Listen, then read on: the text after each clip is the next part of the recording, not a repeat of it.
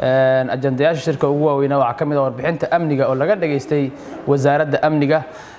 halkaas ay ku soo bandhigtay weerarkii ugu dambeeyay ee argagixisada ay ku qaadeen Israa'iil oo soo bandhigay taliyaha booliska golaha wasiiradu wuxuu si aad u bogaadiyay laamaha ammaanka sida ay uga falceliyeen ama ay ula falgaleen weerarkii argagixisada ahaa halkaas isku dayga ay rabeen in dadkaas shacabka meesha ay ku waxyeeleeyaan golaha wasiirada wuxuu aad u bogaadiyay sida shacabka Soomaaliyeed ay ugu soo badbaadiyeen ciidamada booliska iyo dhammaan laamaha amniga qaybihiisa kala duwan sidoo kale ajandihii ugu weyn waxa kamid ah golaha wasiirada wuxuu aad u bogaadiyay geedi socodka dib u yagleelida ama dib u dhiska maamulka Galmudug golaha wasiirada waxa ay bogaadiyeen dadaalkii heshiiskii lala gaaray ahlu sunna wal jamaa ay soo afmeereysay caqabadii hortaagnaa maamulkaasi dib u dhiskiisa sidoo kale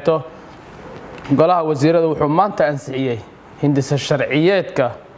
difaaca qaranka Soomaaliyeed sidoo kale wuxuu ansixiyay siyaasadda shaqo abuurka qaranka sidoo kale golaha wasiiradu waxay ansixiyeen xeerka hay'adaha aan dawliga ahayn sidoo kale waxa la ansixiyay xeerka cafiska dadka isku soo dhiiba dawladda waxyaabaha kala dheeriga ah ee meesha shirka golaha wasiirada looga hadlo waxa kamid ah ra'iisul wasaaraha xukuumadda federaalka Soomaaliya mudane Xasan Cali Kheyre waxa uu faray